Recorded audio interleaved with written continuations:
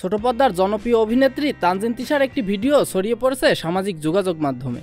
সোমবার দিবাগত রাতে ঢাকাই সিনেমার চিত্রনায়ক শফিকুল রাজের ফেসবুক অ্যাকাউন্ট থেকে ছড়িয়ে পড়ে ভিডিওটি।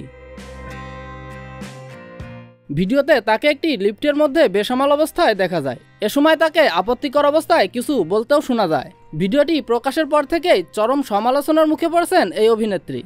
প্রিয় তারকাকে বেসামাল অবস্থায় দেখে ভক্তরা যেন কষ্ট পেয়েছেন, হতাশাও প্রকাশ করেছেন। তবে এই ভিডিও ফাঁসের পর এখন পর্যন্ত মুখ খুলেননি তিশা। তার সঙ্গে যোগাযোগের চেষ্টা করেও কোনো বক্তব্য গ্রহণ করা সম্ভব হয়নি। গত সোমবার দিবাগত রাত 1:30টার দিকে শফিকুল রাজের ব্যক্তিগত অ্যাকাউন্ট থেকে বেশ কিছু ছবি ও ভিডিও ছড়িয়ে পড়ে। সেখানে দেখা যায় ছোট পর্দার জনপ্রিয় অভিনেত্রী তানজিন তিশা সহ চিত্রনায়িকা নাফিজা তুষিকে। সামাজিক যোগাযোগ মাধ্যমে অভিনেত্রীরা কথা না বললেও চুপ থাকেননি শফিকুল রাজ। এবার সেই ছবি ও ভিডিও নিয়ে মুখ খুললেন তিনি।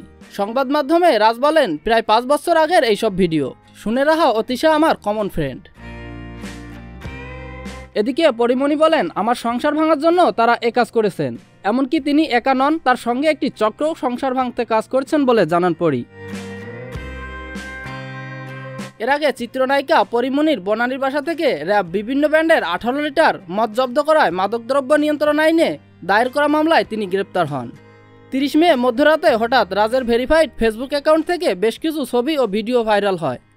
এরপর থেকে এই ঘটনা রীতিমতো উত্তাল নেট দুনিয়া। দেশ জুড়ে চলছে নানা তর্ক ও বিতর্ক। রাকিব হাসান, সারাবেলা দেশ।